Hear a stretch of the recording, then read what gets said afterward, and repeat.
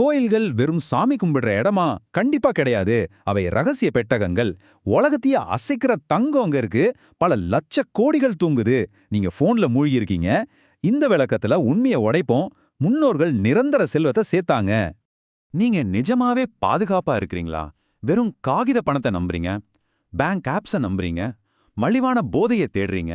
இது பாதுகாப்பு இல்ல, இது வெறும் மாயை. நாடுகள் கடன் வாங்குது, பணத்தை சும்மா அடிக்குது. ஆனா முன்னோர்கள் செல்வத்தை பூட்டினாங்க. இங்க ஒரு முரண்பாடு இருக்கு. உங்க சொத்து வெறும் பிக்சல், கண்ணுக்கே தெரியாது, ரொம்ப ரொம்ப பலவீனமானது. சர்வர் முடங்கினா எல்லாம் காலி. ஆனா அவங்க சொத்து தங்கம், யாராலையும் தொட முடியாது. அது நிரந்தரமானது, எந்த போரும் அதை அழிக்காது. இதுதான் நிதர்சனமான உண்மை. கோயில்கள் ஆன்மீக மையங்கள் மட்டும் இல்ல, அவை உடைக்க முடியாத கருவூலங்கள், மாபெரும் அதிகார மையங்கள். அரசர்கள் தங்கத்தை மட்டும் கொடுக்கல, அதிகாரத்தையே அங்க மாத்துனாங்க. தற்காலிக அதிகாரத்தை நிரந்தரமாக்குனாங்க. கருவூலம், வங்கி, பல்கலைக்கழகம், சமூக நலமையம், அதிகார மையம். பழங்கால இந்தியர்கள் நூற்றாண்டுகளுக்கு திட்டமிட்டாங்க. அடுத்த மாத சம்பளத்துக்கு இல்ல, உங்களுக்கு 15 நிமிஷம் பொறுமை இல்ல, ஆனா அவங்க தலைமுறைக்கே திட்டமிட்டாங்க. நவீன பலவீனத்தை கொஞ்சம் யோசிங்க. பணவீக்கம் உங்க சேமிப்பை முழுங்கிடும். ஆனா தங்கத்துக்கு பாஸ்வேர்ட் தேவையில்ல, எந்த வங்கியும் தேவையில்ல. அது காலத்தை வென்று நிற்கும், எந்த நிபந்தனையும் கிடையாது. இதுதான் உண்மையான மதிப்பு. மனுஷனுக்கு நிலையற்ற தன்மை பிடிக்காது. உங்க அமிக்டாலா உடனே தூண்டப்படும். இது மூளையோட அச்ச மையம். கட்டுப்பாடு இல்லனா நீங்க பதறுவீங்க. பழங்கால பேரரசர்கள் வீழ்ச்சியை சந்திச்சுது. போர், பஞ்சம் எல்லாம் வந்துச்சு. ஆனா தங்கம் தங்கமாவே இருந்துச்சு. உங்க மாயைய நான் உடைக்கிறேன். மாத சம்பள மெசேஜ் ஒண்ணுமில்ல.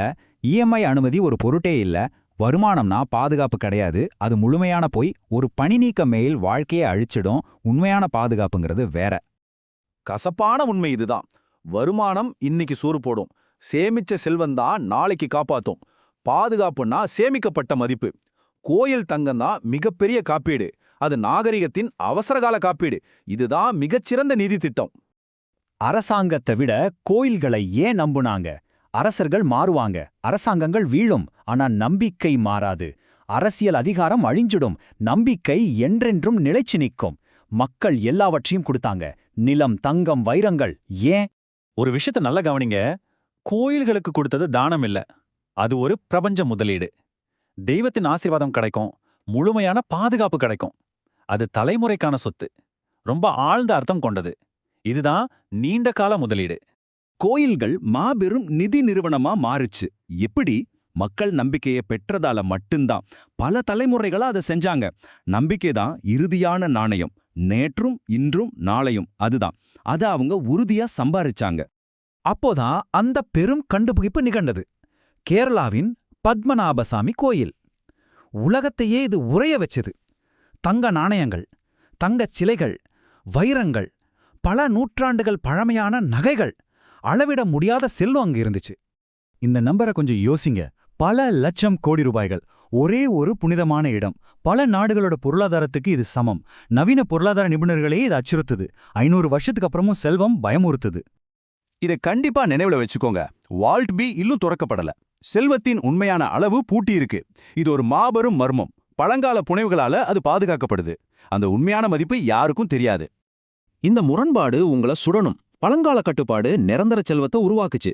நீங்களோ விலை உயர்ந்த போன் வாங்குறீங்க, மீம் காயின்ல சேமிப்பை இழக்கிறீங்க, போலியான ஆடம்பரத்தை காட்டிக்கிறீங்க. இது சுத்தமான முட்டாள்தனம். உங்களால எதையும் தள்ளி போட முடியாது. உங்களால அமைதியா உட்காரவே முடியாது. வெறித்தனமா நோட்டிபிகேஷன்களை தேடுறீங்க. டோபாமைன் போதை பொறுமையை அழிக்குது.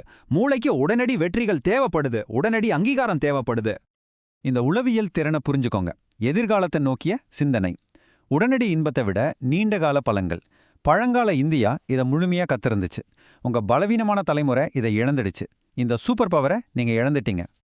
இதோ மறுக்க முடியாத ஆதாரம். ஒழுக்கம் எதை கொடுக்குது? முழுமையான வெற்றி, நிலைத்திருக்கும் செல்வம், உறுதியான ஆரோக்கியம், அசைக்க முடியாத மனவலிமை, அசைக்க முடியாத கட்டுப்பாடு. இதைத்தான் உருவாக்குது. நாளைக்காக இன்றே சேமிப்போம்னு அவங்க சொன்னாங்க. கசப்பான உண்மை இதுதான். ஒழுக்கமற்ற சமூகங்கள் தங்களை அழிச்சுக்கும். ஒழுக்கமானவை அதிகாரத்தை பெருக்கிக்கும். சுய கட்டுப்பாடு இன்னைக்கு தொலைஞ்சு போன கலை. அதிகம் சம்பாதிக்கிறதால நீங்க பலசாலியா மாட்டிருங்க. எதை காப்பாத்துறீங்கிறதான் உங்களை வலிமையாக்கும். செல்வம்னா உங்களுக்கு பிறகும் நிலைக்கிறது. இதுதான் இறுதி பாடம்.